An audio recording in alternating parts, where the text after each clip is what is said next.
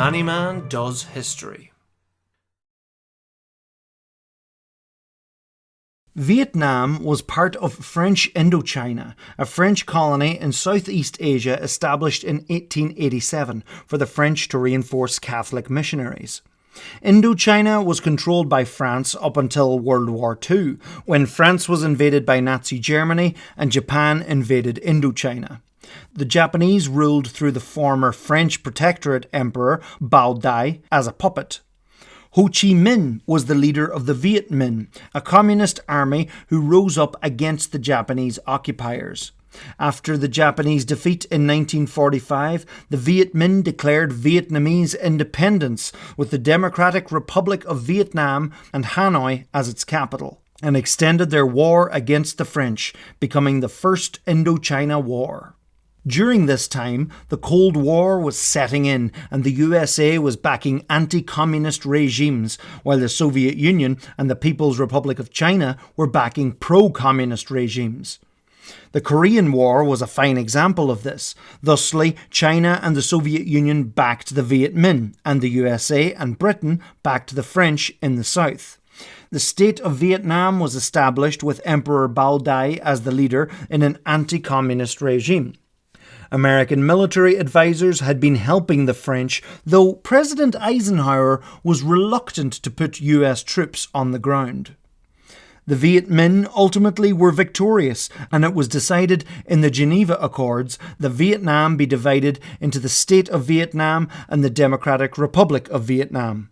Cambodia and Laos were also granted independence, ending French Indochina. Ngo Dinh Diem became the Prime Minister in the south.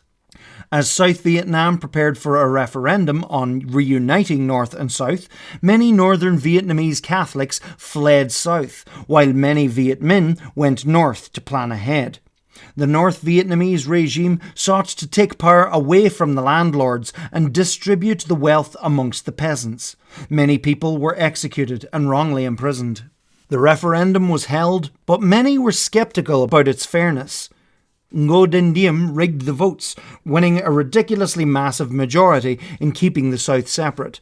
Diem declared the South independent and became the Republic of Vietnam, with Saigon as its capital. Thus, Vietnam would move into the Second Indochina War, or simply known in the West as the Vietnam War. The US looked on in fear, believing that communism would spread like dominoes, and if Vietnam fell, it would threaten India, Japan, and other nations in the region. Diem set about quelling any communist actions in the South, arresting and executing many people. He was a Roman Catholic, which was often at odds with the predominantly Buddhist population. In 1960, communist forces and other anti-government groups in the South were organised into the National Liberation Front, or the Viet Cong as they were branded by the South. North Vietnam support came via the Ho Chi Minh Trail, a border-hopping trail connecting North and South via Laos and Cambodia. Support for the NLF was strongest in the countryside, which was being crushed by extreme rent and landlord reforms by the South government. The government, under US advisement and funding, tried to relocate many rural peasants into strategic hamlets to keep them away from NLF insurgents, but the programme was a failure and actually ended up strengthening the NLF. New US President John F. Kennedy faced many embarrassments with the spread of communism, such as the Bay of Pigs disaster in Cuba, the construction of the Berlin Wall in Germany, and the growth of the communist power in Laos. He believed Vietnam was where they could make a strong stand against the spread of communism. Kennedy was reluctant to put US troops on the ground, believing that the South Vietnam Army had to defeat the NLF on their own. But they were disorganised, crippled by political corruption, and under constant attack from the guerrilla forces. More and more US military advisors and equipment were sent to Vietnam to help, but despite this, the South Vietnam Army continued to suffer silly defeats at the hands of the NLF. By 1963, religious tensions ran high as the pro-Catholic government discriminated more and more against Buddhists, banning their flag, killing protesters, and raiding pagodas. Protests against the Catholic government intensified. On November 1st, officers of the South Vietnam Army rose up against the government and captured the leaders in a coup d'etat. Ngo Dinh Diem and his brother and advisor Ngo Dinh Nho were brutally assassinated the following day. The NLF took advantage of the political chaos of the South and strengthened their position with the people. To add even more instability, John F. Kennedy was assassinated in Dallas, Texas, less than a month after the coup. Lyndon B. Johnson became the new US president, and things changed. After some more coups, General Nguyen Can became head of the South Vietnamese Military Council. The CIA had been training South Vietnamese forces and sending Vietnamese commandos on raids in the north. On August 2nd, 1964, the US Navy ship, the USS Maddox, was monitoring signals coming from North Vietnam in the Gulf of Tonkin. It fired 3 warning shots at some North Vietnam torpedo boats, who then opened fire with torpedoes and machine guns. The skirmish resulted in 4 Vietnamese casualties and no US casualties. 2 days later, a similar incident was reported from the Maddox, but it would later turn out to be false. But not before these incidents were used by President Johnson to order an airstrike and get Congress to push through the Gulf of Tonkin resolution, which allowed him to escalate the United States' involvement in Vietnam without an actual declaration of war. Johnson ensured the US people that he would not be sending American boys over to Vietnam before he was re-elected. Conscription in the United States, known as the draft, had been on the go constantly since 1940 to fill gaps in the army where volunteers weren't joining. As tensions in Vietnam escalated, many young men tried to avoid the draft, which could be a criminal offence. Come 1965, the NLF and North Vietnam forces continued their victories against the South. In February, while new Soviet Premier Alexei Kosygin was on a state visit to strengthen ties with North Vietnam, the NLF attacked a US helicopter facility in Pleiku. Johnson ordered bombing campaigns over North Vietnam. It was also decided that the South Vietnam Army weren't enough to guard the US air bases, so on the 8th of March, the first US ground troops were sent to South Vietnam in the form of 3,500 Marines. Neighbouring Laos fell into civil war between the US-backed government and the communist Pathet Lao. US Operation Barrel Roll saw the aerial bombardment of the Pathet Lao, trying to deny Vietnam's access to the Ho Chi Minh Trail, but this didn't work. One particular bomb which was used by the US throughout the war was napalm, a sticky, flammable chemical which was very effective at destroying jungle and causing mass devastation and terror. By the end of 1965, US ground forces had swollen to 200,000 troops, still with a view of defending South Vietnam, but troop morale was low. This defensive position was soon to change, however, as General William Westmoreland believed the US troops could end this war if they went on the offensive. A 3-point plan was made with a view to winning the war. Johnson approved and the war escalated. South Vietnamese Air Marshal Nguyen Cao Ky became Prime Minister in mid-1965, bringing a little political stability to the South. The US called its SEATO allies to contribute troops to the conflict, which they did, as did South Korea.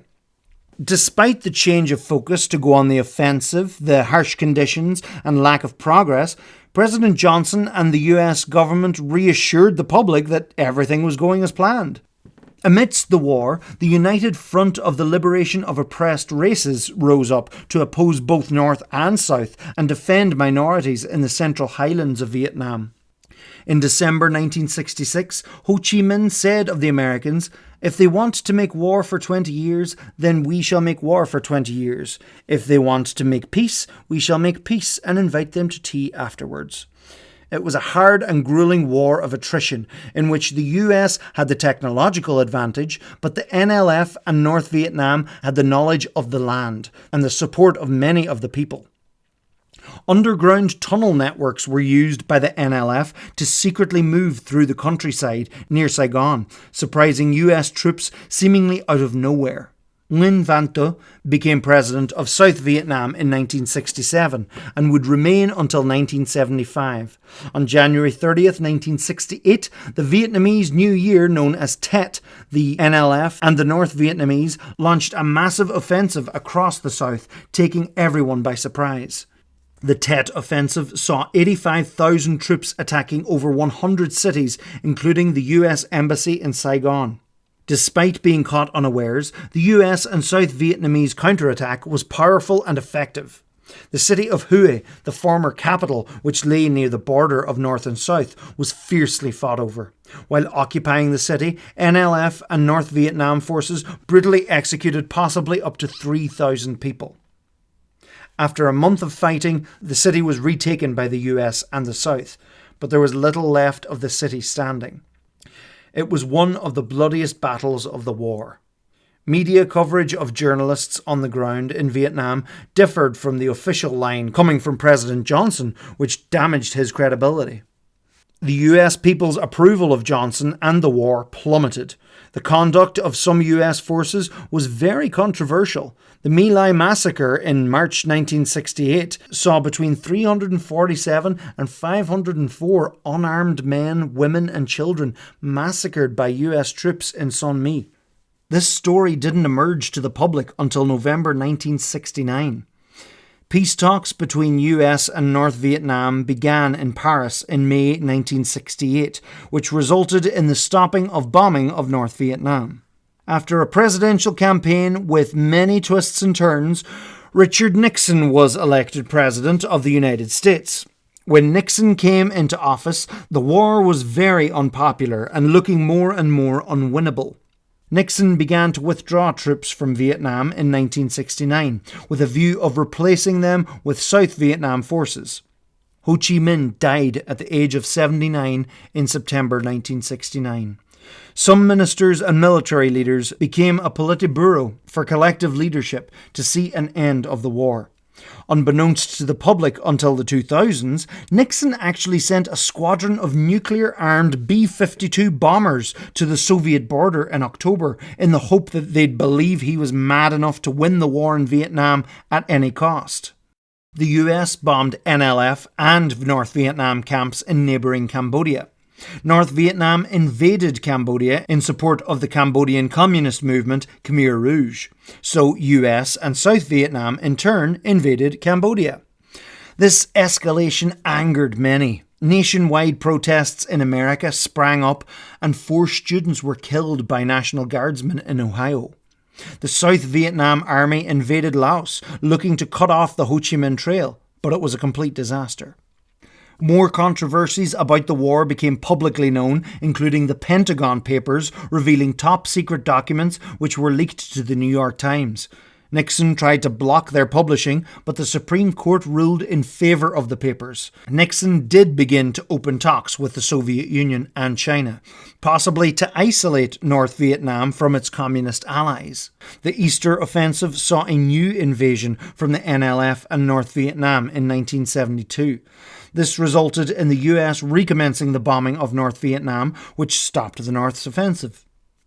Eventually, after Hanoi and Haiphong were heavily bombed at the end of 1972, North and South came to the negotiating table with the US. Around this time, Lyndon Johnson died of heart disease in Texas. In January 1973, Nixon suspended any attacks on North Vietnam, ended the draft, and the Paris Accords were signed, ending the United States' involvement in the Vietnam War. All ground troops were withdrawn by March. US Secretary of State Henry Kissinger and North Vietnam Foreign Minister Le Duc Tho were awarded the Nobel Peace Prize, but Tho refused as true peace didn't exist yet in Vietnam, and right he was. The South's economy felt the vacuum left by the US Army, and spiking oil prices due to trouble in the Middle East hit the South hard. In January 1974, the North used the dry season to retake much lost land from the South, while the United States was embroiled in the Watergate scandal and Nixon's ultimate resignation. Seeing the limited response from the South, the North pressed their advantage in 1975. Poor and confused leadership from the Southern Prime Minister led to massive gains by the North, capturing Da Nang and many other cities. A stream of retreating Southern forces and refugees headed for the coast. With the momentum built, the North moved to capture Saigon before the monsoon season. A desperate evacuation began of many US Marines and diplomats by helicopter as Vietnam civilians trying desperately to escape were abandoned. On the 30th of April 1975, North Vietnam and NLF forces entered Saigon, raising their flag. And the Vietnam War came to an end.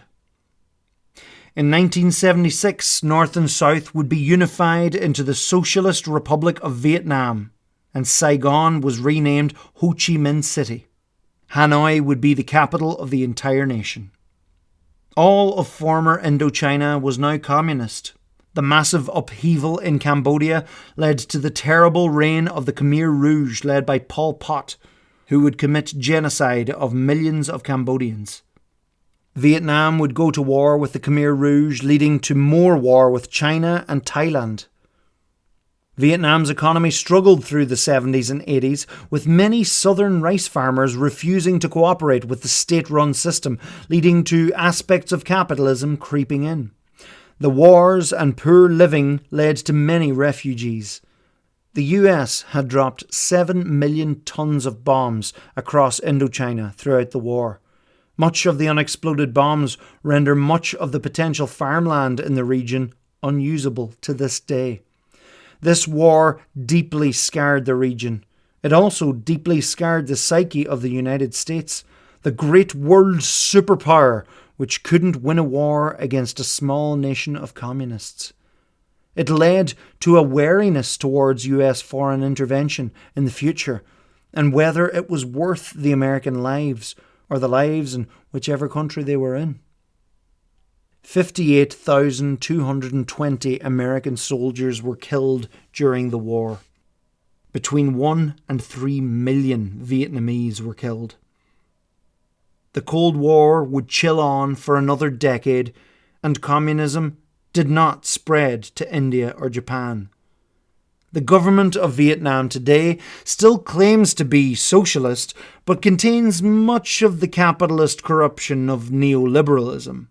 It has solid relations with the rest of the world, yet remains scarred by what many there refer to as the American War.